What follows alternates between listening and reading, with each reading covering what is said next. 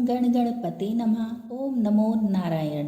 मेरे चैनल पर आप सभी का हार्दिक स्वागत है। पुरुषोत्तम मास महात्म्य में आज हम 12वें अध्याय का पाठ करेंगे। अब तक के पाठ में हमने जाना है कि द्रौपदी के पूर्व जन्म में क्या हुआ। द्रौपदी अपने पूर्व जन्म में एक ऋषि कन्या थी। किस प्रकार उसने पुरुषोत्तम मास का अनादर किया और शिव जी की तपस्या करके उसने जो वर प्राप्त किया उसके बारे में हमने अब तक जान लिया है। अब उससे आगे की कथा सुनते हैं। 12वां अध्याय। शंकर जी के चले जाने पर वह बाला कांतिहीन श्वास लेती हुई भयभीत होकर आंखों में आंसू लाकर रोने लगी। इसी प्रकार दुख से बहुत सा काल व्यतीत हो गया। फिर वह तपस्विनी भी बलवान काल के वश हो गई। उसी समय बड़े धर्मात्मा राजा द्रुपद ने उत्तम यज्ञ किया। उस यज्ञ कुंड में से एक कन्या उत्पन्न हुई।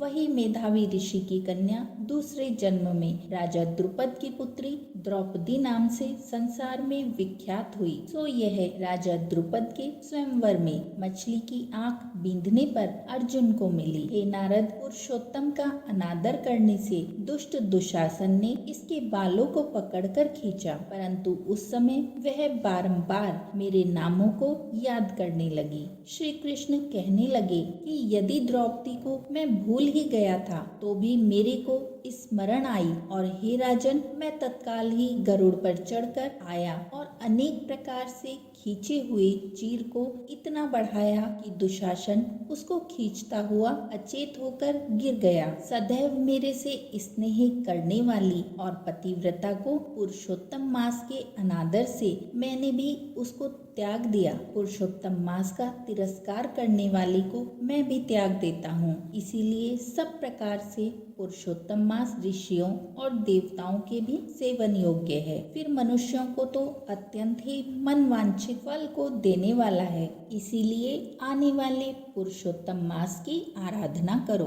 14 वर्ष पूरे हुए, अब सब कुछ अच्छा होगा। श्री नारायण कहने लगे। इस प्रकार श्री कृष्ण द्रौपदी और पांडवों को समझाकर द्वारिकापुरी जाते हुए बोले कि हे राजन, अभी विरह से व्याकुल द्वारिकापुरी को मैं जा रहा हूँ। ऐसा कहने पर भगवान प्रेम में मग्न हो पांडु पुत्रों को धीरे धीरे लौटाकर द्वारिकापुरी को चले गए। श्री नारायण बोले। श्री द्वारकानाथ के द्वारिका जाने पर युधिष्ठिर अपने भाइयों सहित तप करते हुए तीर्थों में विचरने लगे। हे नारद, श्री भगवान के प्रिय पुरुषोत्तम मास को मन में धारण कर और श्री कृष्ण जी का वचन स्मरण करके अपने भाइयों और द्रौपदी से बोले, अहो, आप सबने पुरुषोत्तम का महात्म्य सुना है। पुरुषोत्तम को बिना पूजे कोई कैसे सुखी रह सकता है। इस लोक में वही पूज्य, वही धन्य और वही श्रेष्ठ है जो अनेक प्रकार से